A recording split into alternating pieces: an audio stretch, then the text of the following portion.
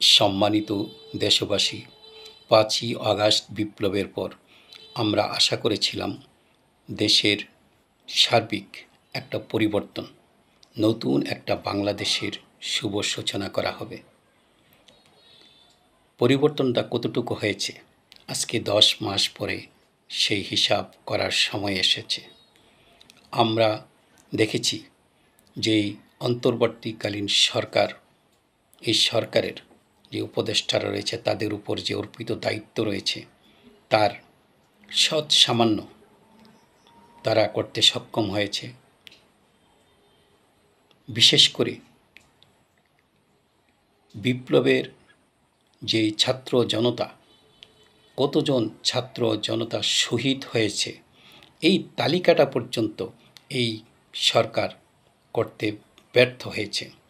কতজন আহত হয়েছে তার সঠিক তালিকা, তাদের চিকিৎসা, তাদের এই চাওয়া পাওয়া সেগুলো পূরণ করতেও ব্যর্থ হয়েছে। আজকে যমুনার সামনে হুইল চেয়ারে বসে তারা আন্দোলন করছে তাদের চিকিৎসার জন্য, ওষুধের জন্য। লজ্জা, এর চেয়ে লজ্জার আর কি হতে পারে? আজকে এই সরকার মধ্যে যারা উপদেষ্টা রয়েছেন, বিশেষ করে যে ছাত্র উপদেষ্টা ৩ জন ছিলেন, বর্তমানে ২ জন আছে, এই তাদের ভাগ্যের দ্রুত পরিবর্তন হয়েছে।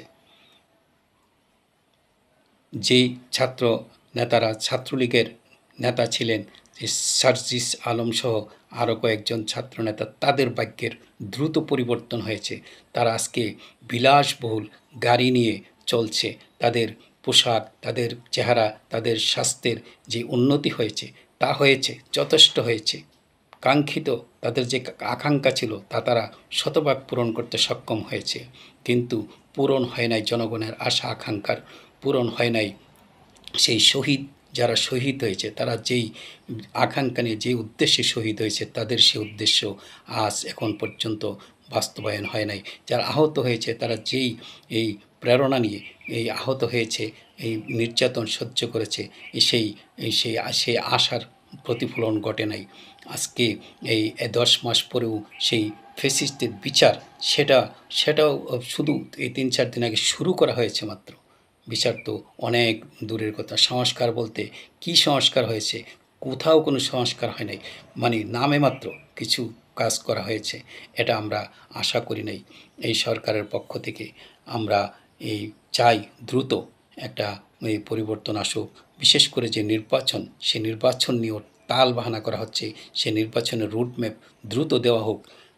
তাহলেই এই শহীদের যে রক্ত তার তার যথাযথ হবে, তাদের এই জীবন যে আত্মাহুতি দিয়েছে তার সার্থকতা হবে। এই বলে আমার বক্তব্য এখানে শেষ করছি। আল্লাহ হাফেজ।